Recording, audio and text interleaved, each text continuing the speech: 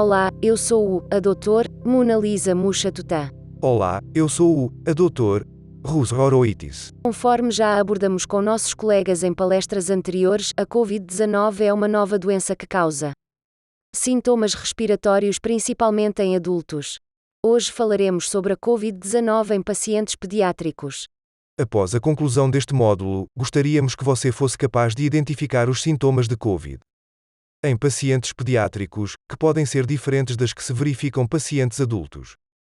Defina os grupos etários pediátricos, identificar pacientes pediátricos em alto risco de desenvolver um caso grave de Covid-19. E consiga pôr em prática o tratamento clínico de pacientes pediátricos com Covid-19. Ao contrário dos adultos que recebem o mesmo tratamento independentemente da idade, as crianças são classificadas em grupos etários diferentes, o que influencia o tratamento. Aqui está os grupos etários que utilizaremos nesta palestra. O termo neonatos refere-se a indivíduos com menos de 28 dias de vida, e o termo bebés descreve crianças com 29 dias a 2 anos de idade.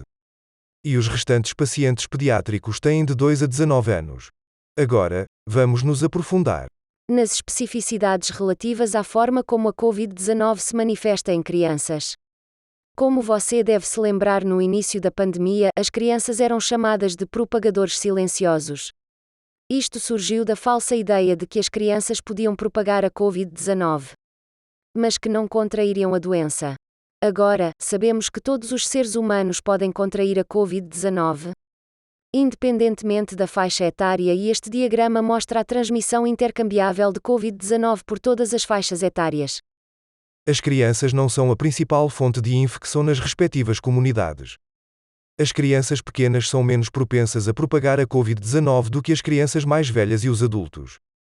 Agora, vamos abordar os sintomas da Covid-19 nas crianças. Agora você deve se lembrar que, em adultos, a Covid-19 causa principalmente doenças respiratórias que podem evoluir para desconforto respiratório com risco de vida. Nas crianças, os sintomas comuns de Covid-19 são febre e dores abdominais. Outros sintomas anatômicos do corpo também podem ser afetados, mas em grau muito menor. A maioria dos pacientes pediátricos com Covid-19 terá um curso clínico assintomático ou leve, e esses pacientes geralmente se recuperarão em casa com cuidados de suporte simples. No entanto, alguns grupos de crianças estão em risco de sintomas graves que podem exigir internação para intervenções avançadas. Ao comparar pacientes adultos e pediátricos, você notará que os adultos são mais propensos a sofrer de sintomas estereotipados de falta de ar, tosse e febre, que são predominantemente sintomas respiratórios, como mencionamos anteriormente. Em contraste, as crianças têm mais tendência para apresentar febre e sintomas GI. Estes sintomas GI incluem náuseas, vômitos, diarreia e dor abdominal. Podem ser particularmente graves e podem ser confundidos com uma apendicite ou outras patologias abdominais comuns em crianças. Como em alguns adultos, as crianças com infecções pela Covid-19 podem ter sintomas leves ou podem até não ter quaisquer sintomas, o que resulta em diagnósticos errados de infecção, tanto em pacientes pediátricos como adultos. As crianças podem sofrer de doenças respiratórias e GI. Os sintomas da Covid se sobrepõem muito aos de outras doenças tradicionais. Portanto, é essencial ter alto índice de suspeita de Covid quando as crianças adoecem. Agora sabemos por palestras de adultos que adultos com comorbidades estão sob alto risco de Covid grave. Também sabemos que a maioria das crianças se encontram geralmente saudáveis e não têm comorbidades. Contudo, quando as crianças têm quaisquer comorbidades, correm um risco elevado de desenvolver um caso grave de Covid-19, assim como os adultos com comorbidades.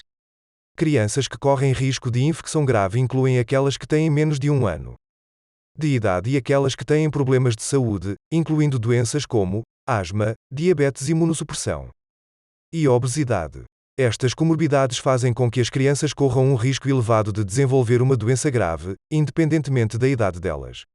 Outro grupo especial que gostaríamos de destacar como sendo um grupo de alto risco para o desenvolvimento de Covid-19 são os neonatos. Contudo, é importante recordar que os neonatos correm, logo no início das suas vidas, um risco elevado na maioria das infecções comuns, como pneumonia, bacteremia e meningite no início de suas vidas, e agora também a Covid-19. No caso dos neonatos, a abordagem para a febre deve incluir sempre o teste de Covid-19. Mona, este é realmente um ponto muito importante. Lembre-se de que a infecção pela Covid pode imitar outras doenças comuns na fase neonatal. No caso deste grupo etário, mesmo que se suspeite de que a Covid-19 é a fonte da doença acompanhada de febre, é fortemente recomendado tratar os neonatos empiricamente, com antibióticos de espectro amplo, e investigar a presença de Covid-19, caso o teste esteja disponível. Falemos agora sobre o tratamento de sintomas leves a moderados de Covid-19. Lembre-se que ainda não existe cura para a Covid-19. Assim, a base do tratamento clínico de pacientes com Covid-19, quer sejam pacientes adultos ou pediátricos, é de suporte, como disse o Rus. Isto significa simplesmente que não existe cura para a doença, mas o tratamento da doença de Covid-19 pode ser ajustado aos sintomas específicos que o paciente está apresentando. Por exemplo, os pacientes com desconforto respiratório recebem oxigênio suplementar por meio de uma cânula nasal ou máscara sem respiração para um objetivo de saturação de oxigênio superior a 93%. As outras modalidades a ser utilizadas podem incluir a BiPAP, o alto fluxo, ou o balão de CPAP, dependendo da cooperação da criança e do estado respiratório do paciente. A febre é outro sintoma comum em crianças com Covid-19. O tratamento de suporte inclui a utilização de antipiréticos como paracetamol ou ibuprofeno para controlar a febre, minimizar o desconforto e reduzir as perdas de insensibilidade. Para pacientes de alto risco, considere antibióticos empíricos.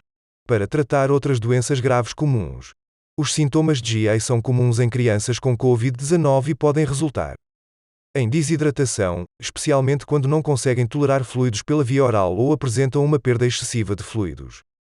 Se as crianças não conseguirem tolerar a reidratação oral, podem necessitar de hidratação IV.